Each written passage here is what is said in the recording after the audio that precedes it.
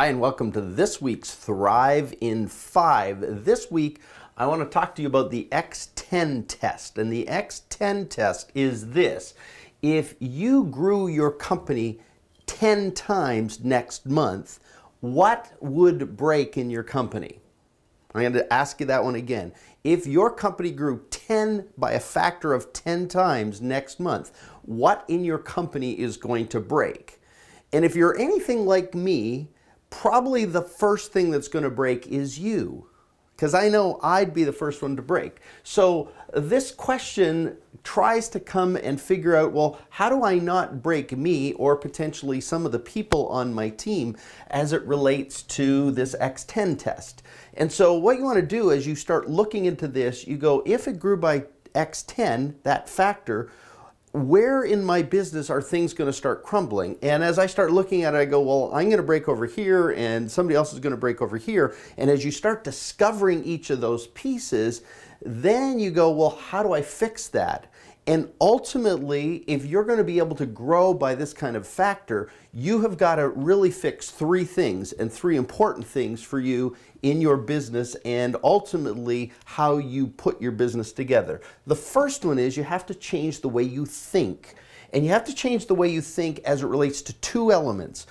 Most people think in terms of their business when there's a breakage, they think about people and they go, who can fix this problem? As opposed to the better way, which is process thinking, which is not who can fix it, but what do we need to redo? What do we need to rebuild to actually fix this? So if it's going to break if you grow by 10 times, it's not so much what people can fix it, it's what can you systematize and what process can you use to fix it. Now, that leads to number 2, which is systems. The best way you can construct your business to support an X10 growth is to actually create systems to support it. And that means pretty much everything you do in your business needs to have a standard operating procedure. It needs to have checklists associated with it. It needs to have procedures. These SOPs, checklists, and procedures need to be consistent. They need to be reliable such that as you grow, people can actually fill these roles in a way to actually accomplish the tasks. So you got to think differently, you got to be process thinking, you got to have systems, and those systems need to be consistent and repeatable, and then you have to actually staff that appropriately. Most people hire the wrong way. They actually staff because they like a person and they have to figure out the roles for them to play. In this particular model, if you're going to X10 your business, the first thing you have to do is figure out what are the roles that support the systems. Secondly, can I hire the right kind of people to fill those roles?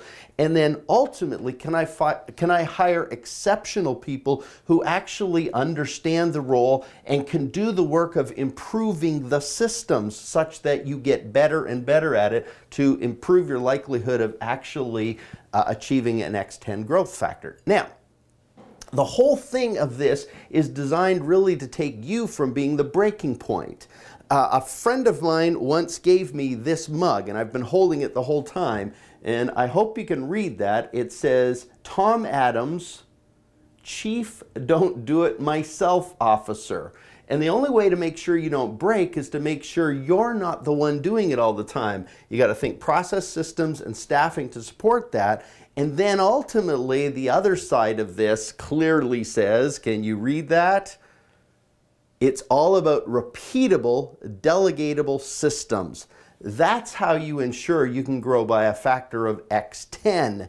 That's the knowledge that you need to have to grow. Now, try and figure out how to implement that in your business so that you can grow and that you don't break. We'll talk to you next time.